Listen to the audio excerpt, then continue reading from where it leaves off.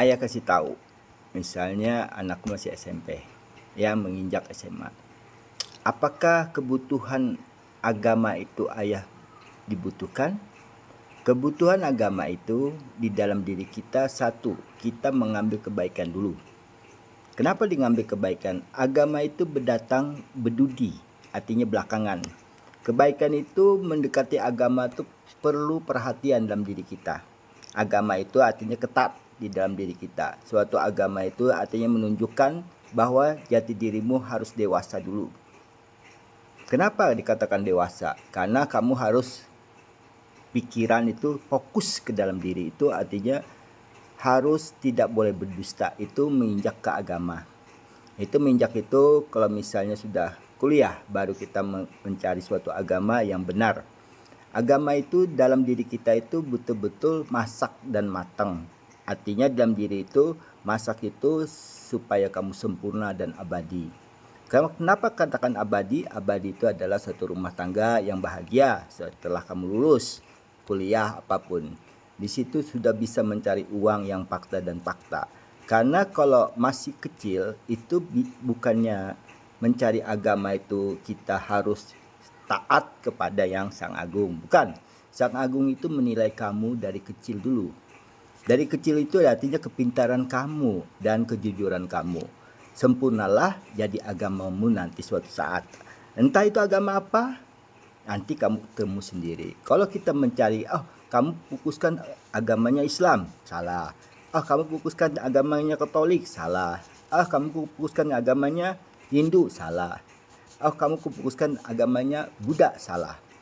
Suatu ibu kita Buddha, kita diam dulu karena kita membetuli akhlak kita, artinya kasih sayang kita bersama ibu dan ayah. Dulu pertama, setelah di sekolahan baru kita bicara dengan tata krama dengan guru yang nyata dan fakta. Di situ apakah ayah bersalah atau dikatakan berdosa ke ayah? Tidak. Ayah jamin tidak ada berdosa. Kenapa berdosa? Berdosa itu kita salah ambil punya orang. Kita itu juga salah. Yang dikatakan salah itu kenapa? Bukan hak kita, misalnya di dalam tas teman, misalnya kasarnya ada pensil yang bagus teman itu, lalu kita ngambil, itu salah. Itu bukan hak kita. Kenapa bukan hak kita? Kita mempermalu ibu sendiri dan ayah sendiri. Kita beri malu ayah sendiri dan ibu sendiri. Di situ kita dinilai seorang guru tidak baik, dinilai sama teman tidak baik. Bukannya dinilai oleh malaikat, tidak. Karena malaikat itu belum terlihat dengan diri kamu. Malaikat itu adalah suatu ibu yang mendidik kamu. Terus yang mendidik lagi adalah suatu guru laki-laki, sama. Apa kedekan dia yang mulia? Karena kalau kamu misalnya dari dijemput orang tua, pasti dia yang ngantar. Yang nyata dan fakta itu. Dan guru itu adalah suatu pengganti orang tuamu yang kedua. Apabila kita salah, katakan salah. Apa kita benar, katakan benar. Karena guru itu meninggalkan satu anaknya juga. Sama seperti kamu, umurannya sama. Tidak mungkin tidak beda. Karena umuran itu sama itu, jadi dia korban dia itu. Korban dia itu anaknya sendirian, kamu ada guru nemani kamu. Kalau ibu kamu kan sendirian kan tidak ada kamu, tapi kan kamu sekolah. Kalau yang ada enggak. Guru itu ditinggalkan anaknya yang kecil. Misalnya dia punya anak kecil nih, kan rentang kan jauh jaraknya, dari berapa jam itu belajar, 9 jam ya. Nah disitulah guru itu ada penuh kasih sayang. Setiap guru pasti menilai manusia yang anak-anaknya yang pintar. Karena anak pintar itu jujur dan adil. Jujur dengan adil itu apa? Waktu kita mau berangkat sekolah, kita adil ke apa? Kita gosok sepatu kita sendiri, ya kan? Kita rapikan pakaian kita sendiri. Kenapa? Itu yang dikatakan adil, tidak membebankan orang tuamu lagi. Karena orang tua itu adalah suatu tempat mengeluh diri kita, tempat mengadu diri kita. Artinya tempat yang artinya nanti suatu saat kamu kenal ibu itu siapa sih? Ibu itu adalah yang malaikat yang nyata dulu. Malaikat yang nyata itu adalah suatu yang menolong kamu dari dalam rahim sampai di luar rahim. Karena dia malaikat itu memberikan makanan yang yang fakta dengan kamu tidak menyakiti diri kamu. Sempurnalah diri kamu bersama ibu kandungmu, sempurnalah diri kamu bersama ayah kandungmu.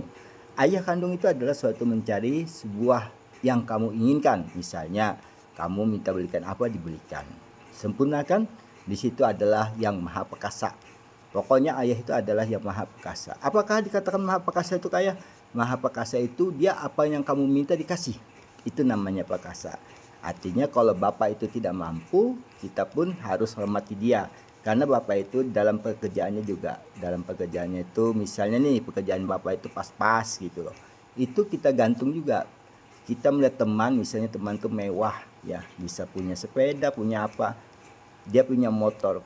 Kamu kenapa Anda dikasih motor? Apa sebabnya? Takutnya ada apa-apa, ya kan? Itu aja. Bedanya itu. Kenapa kita bisa beda? Karena beda kita tuh beda. Ada yang bisa takutnya trek-trekan. Sebenarnya trek-trekan itu adalah sesuatu yang salah. Jadi bilangin temannya, jangan terlalu. Terlalu itu artinya bapakmu nanti kasihan gitu. Ngomong antara kamu bercurhat berdua, itu aja. Jadi saling merasakan sakit itu, artinya temanmu yang bertrek-trekan kamu nasihatin, dan yang juga yang punya motor juga begitu juga. Ada teman, jangan seperti kita memanasin apa segala, itu tuh salah nakuk. Semuanya itu pengen punya segala-galanya. Tidak ada tidak pengen semuanya. Ada yang ayahnya kaya, ada yang ayahnya sedang. Yang sedang itu artinya menilai, oh iya suatu saat ayahku juga seperti itu. Jadi doa itu secara tidak langsung terjamah dirimu sendiri. Di situ adalah suatu malaikat nanti akan mengasihi sendiri. Tapi malaikatnya tidak terlihat. Tapi doa kamu yang sampai ke orang tuamu. Karena orang tua itu butuh doa dengan anak-anaknya. Kalau tidak ada doa anaknya, tidak mungkin dia dapat uang sebagai mestinya. Jadi anak-anakku, itulah kesempurnaan diri kamu di dalam didikanmu. Jadi ayah suatu saat cerita lagi. Jadi cerita itu jangan mengenal agama dulu. Yang kita kenal adalah ibu dan ayah kita. Sempurnalah diri kita di dalam jiwa yang tenang, di dalam jiwa yang pikirannya bersih, tidak ada sakit apapun. Karena sakit itu menghalangi nilai kita, nilai diri kita. Entah kita itu pas ulangan, jangan sampai. Jadi badan sehat untuk diri kita yang sehat, dalam pikiran kita sehat, dan pikiran kita itu bersih dalam jiwa kita. Jiwa bersih, tenang pikiran, tidak ada saling ejek dan tidak ada saling berantem. Berantem itu adalah suatu yang kurang baik di dalam akal kita, karena kita bisa menghancurkan dari kepala kita sampai ke ujung kaki kita. Tidak akan sempurna hidup kita kalau sering yang mengejek manusia atau berantem itu. Berantem itu adalah suatu yang tidak bagus di dalam diri ayah kita sendiri dan ibu kita sendiri dan di kepala sekolah sendiri yang sibuk. Di situ kita takutnya, kan sekolah itu ada yang gratis, ada yang tidak gratis. Misalnya tidak gratis itu adalah suatu swasta. Kalau negeri itu kan gratis, ya kan. Wajar kalau ada sumbangan itu wajar, karena ada guru yang honor. Kalau ada guru honor itu wajar dibayar, karena guru honor itu mungkin pemerintahnya lupa membayar, itu fakta. Kalau pemerintahnya ingat pasti dia dibayar, ya. Makanya jangan kita hina, guru honor itu adalah guru yang mengabdi serendah mungkin. Walaupun tidak digaji, walaupun dia modalnya sendiri. Hormatilah guru itu di dalam dirinya. Kalau perlu kamu curhat-curhat, kirim surat-surat di dinas pendidikan supaya dibayar. Ya sayang ya.